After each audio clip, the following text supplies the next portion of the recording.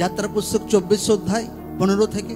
মসি যখন পর্বতে উঠিলেন তখন মেঘে পর্বত আচ্ছন্ন ছিল, আর সিনাই পর্বতের উপরে সদাপ্রভুর প্রতাপ অবস্থিতি করিতেছিল, আর উহা 6 দিন মেঘাচ্ছন্ন রহিল। পরে 7ম দিনে তিনি মেঘের মধ্য হইতে মসিকে ডাকিলেন, আর ইসরায়েল সন্তানগণের দৃষ্টিতে সদাপ্রভুর প্রতাপ পর্বতশৃঙ্গে গ্রাসকারী অগ্নি ন্যায় প্রকাশিত হইল।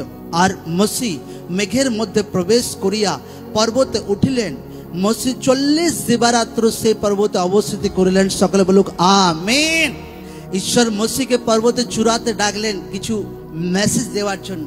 আর মসি ঈশ্বরের উপস্থিতিতে, ঈশ্বরের ডাকা জায়গাতে দুনিয়া ছেড়ে, সবকিছু ছেড়ে ঈশ্বরের উপস্থিতিতে মসি এন্টার করছেন মেঘের মধ্যে।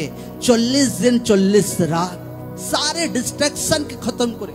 आज लोगों के डिस्ट्रैक्शन खत्म करते হবে। যদি টিভিতে লোকদের ডিস্টার্ব হয়, লোকরা টিভি খতম করুক ভাই, সাইডে রেখে দিক। আড্ডা বাজে আপনাকে ডিস্ট্রাক্ট করে, সেটাকে খতম করার আছে। বন্ধু বান্ধবী, গার্লফ্রেন্ড বয়ফ্রেন্ড যা কিছু ডিস্ট্রাক্ট আপনাকে করে, ফোন হোক, যা কিছু আপনাকে সাইড করার আছে, এমন কিছু রাখলে হবে না যে আপনাকে আত্মিক জীবনে আপনাকে ডিস্টার্ব করে। ঈশ্বর কেন মসিকে পর্বতের চূড়াতে ডেকেছিল?